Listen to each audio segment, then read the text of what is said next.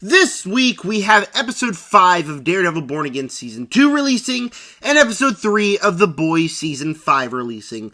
Today, I'm going to be giving you my review for both of them, both in their separate videos. In this one, we are talking about Daredevil Born Again Season 2, Episode 5. Now, if you haven't been keeping up with my review series, I have been pretty disappointed with the season overall.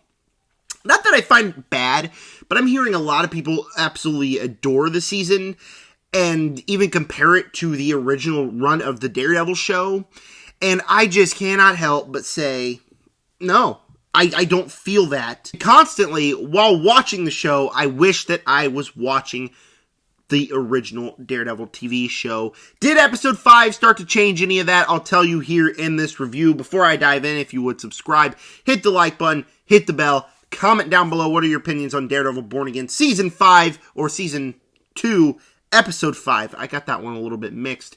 And with that said, Episode 5 of Season 2 of Daredevil Born Again is probably my favorite episode throughout this entire show. I think it is a great episode.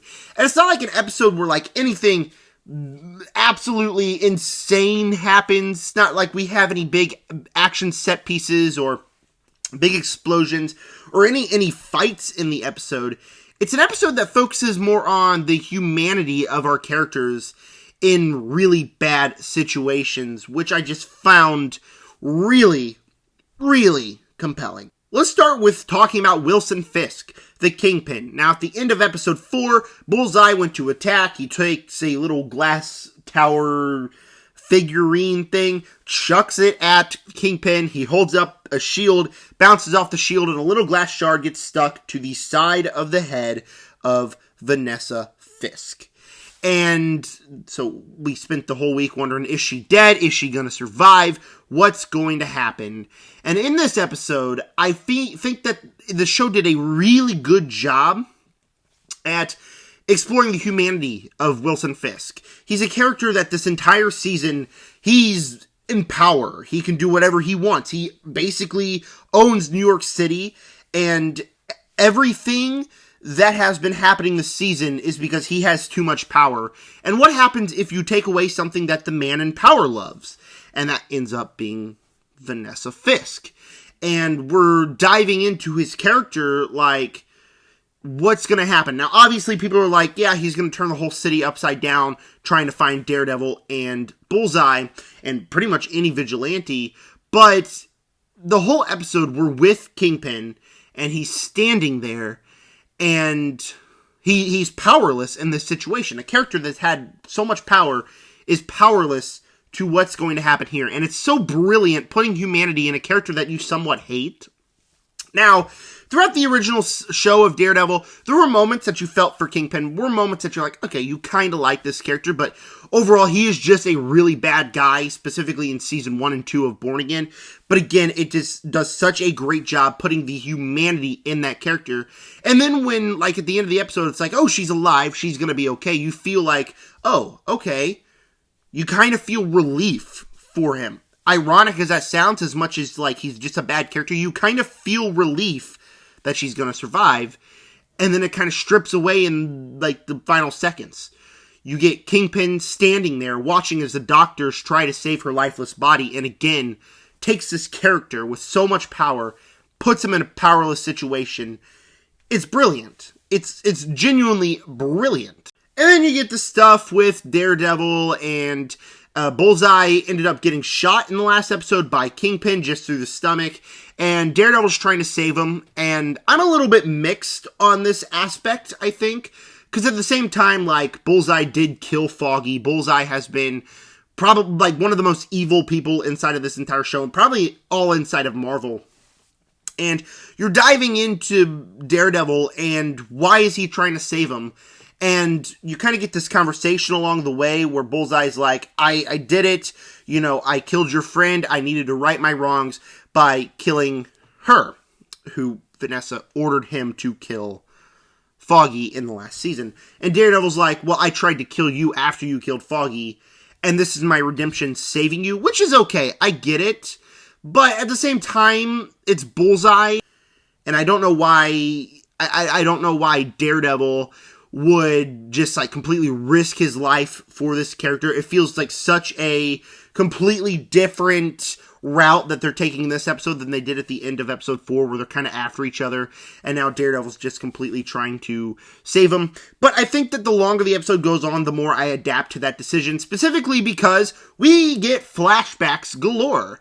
And this is a big reason why I think this episode's the best episode of the season, because it feels a lot like the original Daredevil show, where we get flashbacks of, like, even before season 1, with Matt and Foggy, who's back in this episode. It was so awesome to see Foggy and them in their lawyering days before they even did any of the events happen in season 1. So we're with them, and the plot there is that they're trying to help somebody, an old friend to Foggy's, that he used to live next to, his old neighbor, and they're trying to help him. He's stuck in a situation. They're doing their lawyer stuff, and they're deciding, like, well, this guy's a drug dealer, he's a weapons dealer, he's bad, he's on the streets. Do we let him go because we found a loophole, or and give him a second chance, or do we just let him go to jail where he's ultimately going to get killed by somebody who is after him in jail? And again, it's kind of like diving into the humanity there. And number one, it's so awesome to see Foggy again. Like, that's the big thing, that I love Foggy. It's heartbreaking when he died. And that's, like, one of the big things that this show's missing, is you don't have the dynamic between Matt and Foggy. It was so nice to have that again in this episode. The moment he showed up, I had the biggest smile on my face. I'm one of those people that definitely wanted this show to do the reveal, like, oh, he's not actually dead. Tricked ya. Obviously, it'd be really stupid if they did that, but, like, I just love this character, and it was so awesome to see him here again. And I also think, like, the color grading, the cinematography, the way that it's shot during the flashback sequences looked exactly like the original Daredevil show. So they did a perfect job with those flashback sequences. That was another reason why I love this episode, because it feels like I'm watching the original Daredevil show. But along that conversation with Matt and Foggy, like, do we let him out? Do we see the humanity in him? Or do we send him to pretty much what he deserves, which is prison and ultimately getting killed? And kind of diving into that, and we hit a certain part in the episode where we combine with the flashbacks and if Matt's going to save Bullseye or not. And it kind of started to click again, finding the humanity, never letting go of yourself, no matter how bad somebody's been. They always deserve a second chance. If they start treating Bullseye like he's some hero, though, I think it's going to lose me a little bit. I know I said at the beginning of the season, like at that cliffhanger of episode 1, that I kind of want Matt and Bullseye to team up. I think the events of this season would kind of just feel nonsensical if they just treated Bullseye like he's a hero, you know, because he's just going on the streets, murdering random task agents. He just killed Vanessa. And again, those are all bad guys, but like that goes completely against what Daredevil has done this entire show. And so it feels like he's just grown more, he's just grown worse and worse the longer that the season has gone on. And so I don't really feel like they should treat him like a hero, but I did somewhat like the little redemption arc, should we save him, should we don't save him aspect of this episode. Like I said, I was mixed on it for a chunk, and it very much depends on where the rest of the season's going to go, if I'm fully going to connect with it, but I liked it for the most part in this episode. Another thing I really love, and I touched on it before when I'm talking about the show, is the relationship between Buck and Daniel. I love these characters. I love their relationship. I love their chemistry. It's awesome. And in this episode, they go off to get a hot dog where Daniel believes Buck's going to kill him because Buck has been telling BB secrets and BB has been spreading them on the internet. And I really, really would have been upset if Buck killed Daniel because, like I said, I've just been really loving their chemistry throughout the season. They don't. He doesn't. Really good. Daniel's still alive, and kind of put the biggest smile on my face just because they have good chemistry. And Daniel was a character that I found insufferable in season 1, and he's still kind of insufferable in season 2, but they've gave him the aspect of his chemistry with Buck that, like I said, puts a smile on my face. So overall, I did enjoy that aspect, and Buck opens the trunk. He has a chainsaw and a shovel, and there's a dead body in there. There's a little bit of a mystery with what was the errand that Buck had to go run in the last episode. What's going on there that I'm a little bit curious about. And I'd imagine it has something to do with Matthew Lillard's character.